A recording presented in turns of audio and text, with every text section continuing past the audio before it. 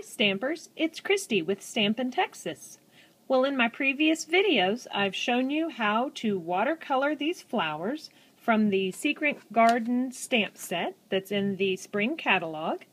Now I'm ready to put a card together looking just like this. Let me show you how to do it. First, you're going to need a piece of very vanilla cardstock for the base.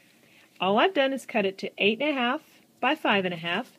Scored it in the middle, fold it in half, and I've run it through my Big Shot using the Tulip embossing folder, and this is what the embossing folder looks like. If you're not sure how to emboss, be sure to watch my video on how to emboss with the Big Shot. The other thing you're going to need is a piece of Marina Mist cardstock, and I have cut this to 4 1/4 by 3 inches so it'll fit right inside the little border. Now, you'll notice on my sample there is something stamped on the Marina Mist. Got to add just a little something to it. So what I did is I got my stamp set in Francais. This is a nice big background stamp. So what we're going to do is stamp this, but I want to show you a trick. Instead of trying to ink this up and stamp it this way, I like to leave my background stamp on the table. Let me show you what we're using. We're going to be doing Versamark. Versamark is a watermark ink pad that just adds a subtle image or design to it. You also use this Versamark for when you're embossing, heat embossing with powders and things, because it's a very sticky, moist ink. So we're going to take our paper and just lay it down. And then what I do is I get a piece of scratch paper, lay it on top, and then you can really rub all over and not worry about the ink getting on you. Then you take that off, and there you have it. It's really a nice watermark, adds a little bit of dimension to any cardstock. So let me set that aside. Alright, the next thing we're going to do is do this little yellow strip. This is So Saffron cardstock, and I just have a little scratch piece. I just wanted to make sure it was longer than my blue, because I like to adhere it, cut it off.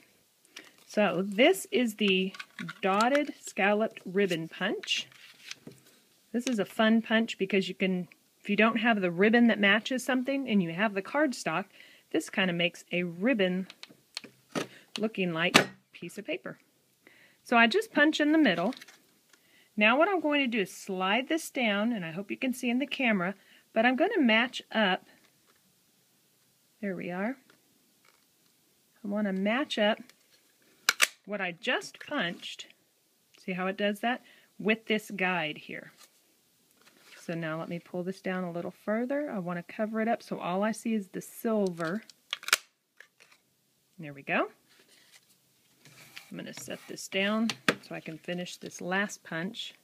And now I'm using the guide up on this upper part. And there we go. There is your ribbon. Ribbon looking piece. And that's going to go on here just like this. Might as well go ahead and stick that down while I've got it. Just take your snail, run some adhesive along the back. And like I said, you can just put this on here and let it hang over the edge, and then you're always guaranteed that it will fit.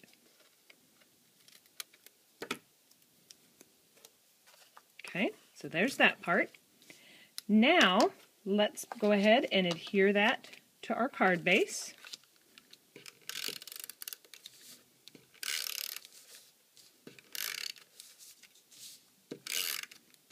Like that.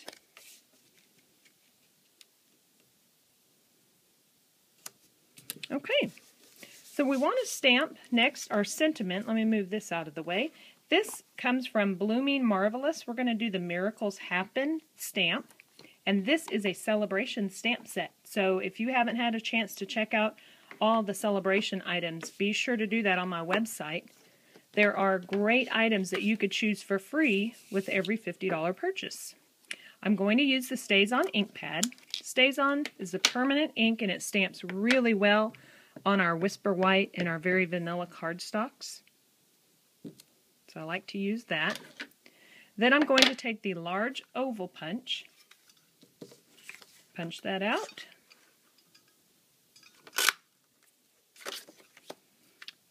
I've got So Saffron ink, and we're going to go around the edges. There's something about just adding a little bit of color to the edge of something. It just really helps it to stand out. Oops, sorry if I'm getting up there a little too high.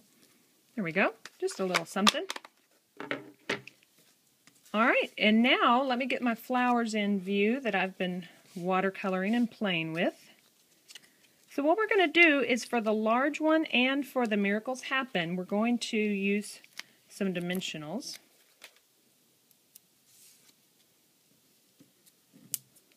Put one there and a couple behind on this larger one. And it's just a matter now of kind of putting all the pieces in place where you want them to go.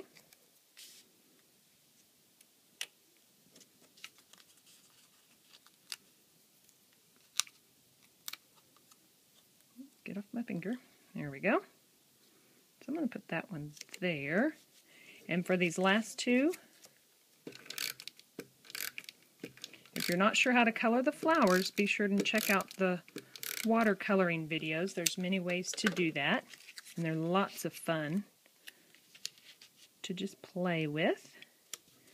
And if you've never given watercoloring a try, you should. It's actually pretty simple, and it's just a matter of taking some time to try it out. So there we have it, a really cute card with some nicely watercolored flowers. Thanks so much for watching, and for more project ideas, visit Stampin'TX.com. Happy stampin'!